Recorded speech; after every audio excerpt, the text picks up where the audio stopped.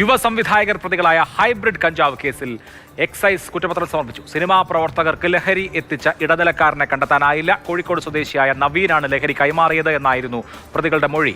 Riya baby വിവരങ്ങളുമായി. റിയ, വളരെ കോളിളക്കം സൃഷ്ടിച്ച ഹൈബ്രിഡ് കഞ്ചാവ് കേസിന്റെ വിവരങ്ങളാണ് വരുന്നത്. പക്ഷേ ആരാണിതിന്റെ കിങ് പിൻ?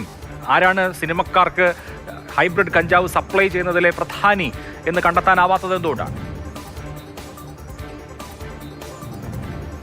അഭിലാഷ്, ഒരു കോഴിക്കോട് സ്വദേശിയായിട്ടുള്ള നവീനാണ് ഈ ഹൈബ്രിഡ് കഞ്ചാവ് എത്തിച്ചു നൽകിയതെന്നായിരുന്നു ഖാലിദ് റഹ്മാനും അതോടൊപ്പം തന്നെ അഷ്റഫ് ഹംസയും പോലീസിന് എക്സൈസിനോട് വ്യക്തമാക്കിയത്. പക്ഷെ അത് സംബന്ധിച്ച് അന്വേഷണം നടത്തിയെങ്കിലും ഇടനിലക്കാരനെ കുറിച്ചുള്ള മറ്റു വിവരങ്ങളൊന്നും എക്സൈസ് സംഘത്തിന് ലഭിച്ചിട്ടില്ല. അതുകൊണ്ട് തന്നെ ഈ ഇടനിലക്കാരൻ ആര് എന്ന ചോദ്യം ഇപ്പോഴും ബാക്കിയാവുകയാണ്.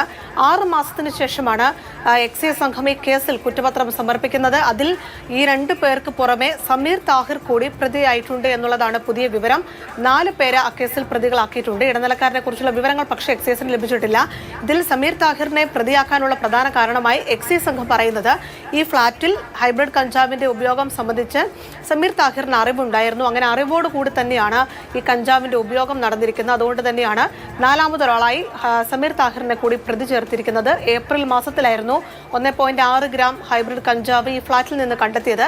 എക്സൈസ് അന്ന് വ്യക്തമാക്കിയത് സ്ഥിരം നിരീക്ഷണത്തിലുണ്ടായിരുന്ന ഫ്ളാറ്റാണ്. ഇടനിലക്കാരൻ സംബന്ധിച്ചുള്ള കൂടുതൽ വിവരങ്ങൾ തങ്ങൾ ശേഖരിക്കുകയാണ് എന്നതൊക്കെയാണ്. പക്ഷെ എന്തായാലും ഇടനിലക്കാരൻ ആര് എന്ന ചോദ്യം ബാക്കിയാകുന്നു.